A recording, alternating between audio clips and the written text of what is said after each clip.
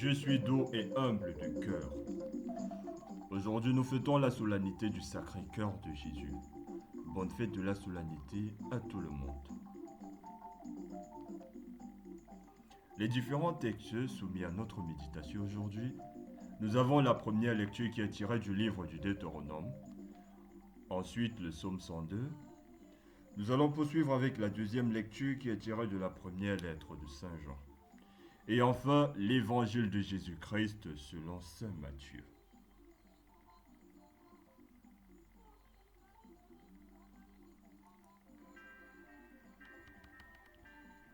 Première lecture. Lecture du livre du Deutéronome. Écoutons. Moïse disait au peuple, tu es un peuple consacré au Seigneur ton Dieu.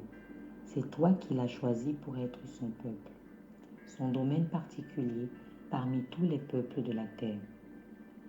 Si le Seigneur s'est attaché à vous, s'il vous a choisi, ce n'est pas que vous soyez le plus nombreux de tous les peuples, car vous êtes le plus petit de tous.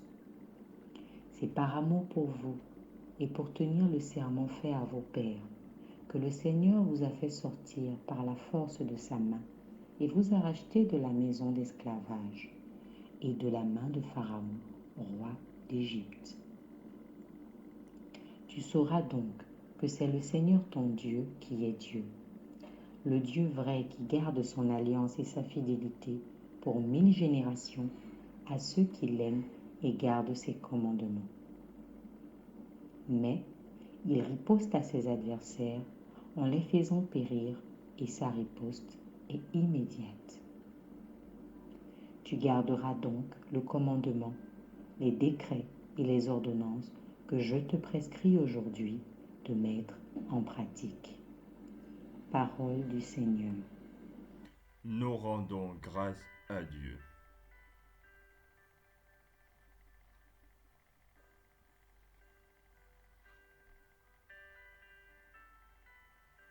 Psaume 102. L'amour du Seigneur sur ceux qui le craignent est de toujours à toujours.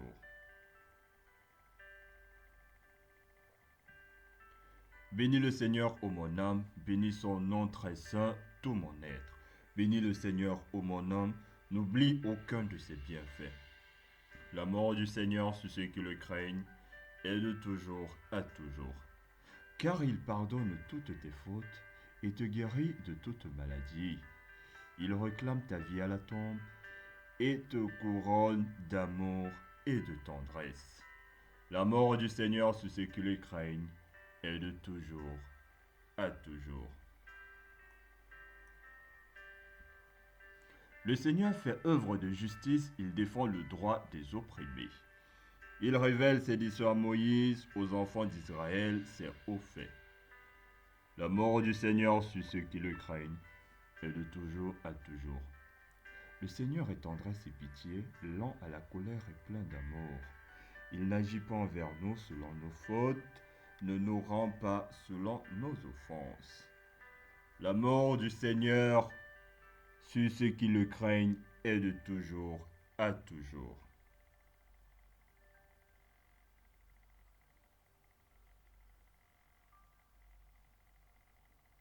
Deuxième lecture. Lecture de la première lettre de Saint Jean. Bien-aimés, aimons-nous les uns les autres, puisque l'amour vient de Dieu. Celui qui aime est né de Dieu et connaît Dieu. Celui qui n'aime pas n'a pas connu Dieu, car Dieu est amour. Voici comment l'amour de Dieu s'est manifesté parmi nous. Dieu a envoyé son Fils unique dans le monde pour que nous vivions par lui. Voici en quoi consiste l'amour. Ce n'est pas nous qui avons aimé Dieu, mais c'est lui qui nous a aimés, et il a envoyé son Fils en sacrifice de pardon pour nos péchés. Bien-aimés, puisque Dieu nous a tellement aimés, nous devons nous aussi nous aimer les uns les autres. Dieu, personne ne l'a jamais vu. Mais si nous nous aimons les uns les autres, Dieu demeure en nous, et, en nous, son amour atteint la perfection. Voici comment nous reconnaissons que nous demeurons en lui et lui en nous. Il nous a donné part à son esprit. Quant à nous, nous avons vu et nous attestons que le Père a envoyé son Fils comme sauveur du monde. Celui qui proclame que Jésus est le Fils de Dieu, Dieu demeure en lui et lui en Dieu. Et nous avons reconnu l'amour que Dieu a pour nous et nous y avons cru. Dieu est amour. Qui demeure dans l'amour demeure en Dieu et Dieu demeure en lui. Parole du Seigneur. Nous rendons grâce à Dieu. Prenez sur vous mon joug, devenez mes disciples, car je suis doux et humble de cœur. Alléluia. Évangile de Jésus-Christ selon saint Matthieu. Gloire à toi, Seigneur Jésus.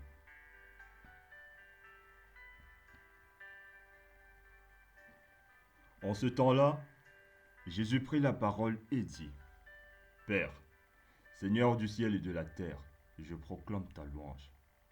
Ce que tu as caché aux sages et aux savants, tu l'as révélé aux tout petits.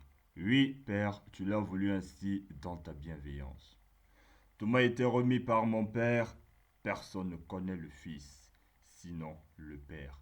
Et personne ne connaît le Père, sinon le Fils, et celui à qui le Fils veut le révéler. Venez à moi, vous tous qui peinez sous le poids du fardeau, et moi, je vous procurerai le repos. Prenez sur vous mon joug, devenez mes disciples, car je suis doux et humble de cœur. Et vous trouverez le repos pour votre âme. Oui, mon joug est facile à porter, et mon fardeau léger. Acclamons la parole du Seigneur. Louange à toi, Seigneur Jésus. Homélie du jour. Le Sacré-Cœur de Jésus est la fête de la mort de Jésus pour les hommes. Le Christ, dans l'évangile de ce jour, nous dit qu'il est doux et humble de cœur. Dans le chapitre de Saint Jean, il se présente déjà comme le bon berger qui donne sa vie pour ses brebis. En montrant son cœur à Sainte Marie-Marguerite Alacoque, le Christ lui dit « Voici ce cœur qui a tant aimé les hommes, qu'il n'a rien épargné pour leur témoigner son amour. Et au lieu de reconnaissance, il ne reçoit de la plupart que des ingratitudes, l'indifférence et même du mépris dans ce sacrement d'amour. Le Christ nous invite tous à venir et à revenir vers lui qui n'est qu'amour pour tous ses enfants. Dieu est amour. Celui qui demeure dans l'amour demeure en Dieu et Dieu en lui. C'est ce que nous rappelle Saint Jean dans la deuxième lecture. Dans cet amour infini pour les hommes, le Seigneur Jésus invite tous les hommes qui souffrent et qui peinent à venir vers lui, afin de leur procurer le repos. À Marie-Marguerite, il fait en plus 12 promesses. Au-delà du rappel à la réparation pour les péchés des hommes, la fête du Sacré-Cœur de notre Seigneur Jésus nous invite à venir puiser la joie, le salut et l'amour aux sources vives du salut. Jésus, doux et humble de cœur, rendez mon cœur semblable au vôtre. Loué soit Jésus-Christ à jamais. Avec Marie, pour la gloire de Jésus. Bonne fête de la solennité.